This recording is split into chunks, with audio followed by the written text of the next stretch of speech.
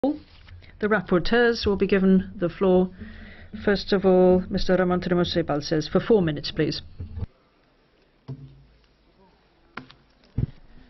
Moltes gràcies, senyor. Thank you very much, sir. At the origin of this financial crisis, there are the national supervisors.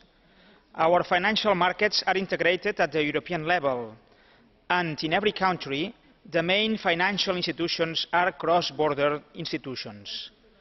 But the financial supervision has remained only at the national level. At this stage, and with the huge crisis we are suffering, there are only two possibilities. We can reinforce the national supervisors, or we can create European supervisors in order to adapt European financial supervision to the globalization process.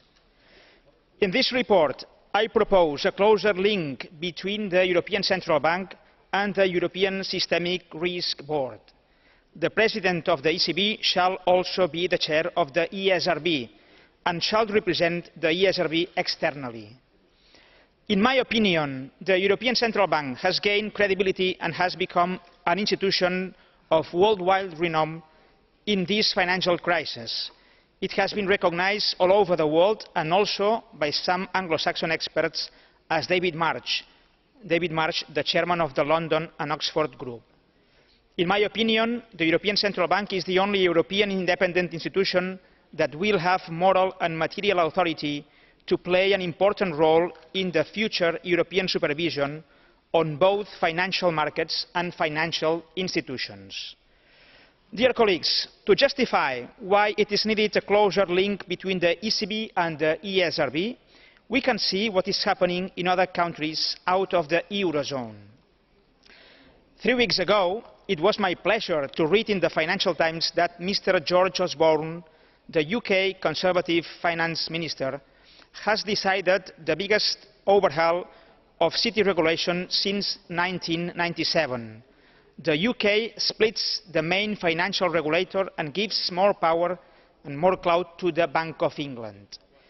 In the same direction that we now propose, the UK has abolished the English tripartite structure, confirmed by the Bank of England, the Financial Services Authority and the Treasury.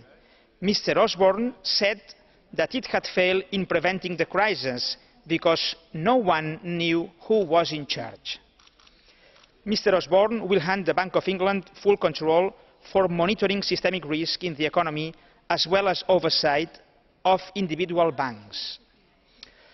And finally, I completely agree with Mr. Osborne when he argues that nowadays only independent central banks have the broad macroeconomic understanding, the authority and the knowledge required to make the kind of macroprudential judgments that are required.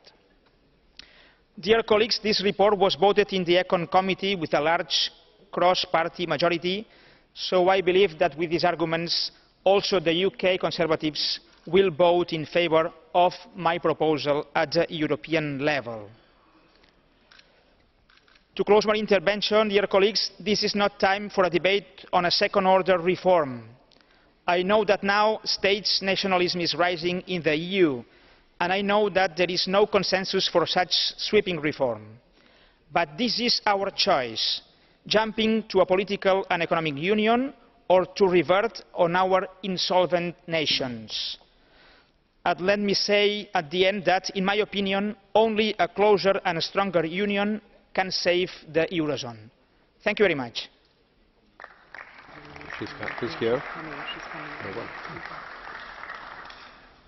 Dziękuję koledze.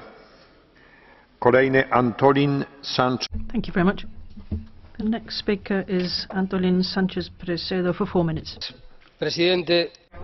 Thank you very much indeed, sir. The financial supervision package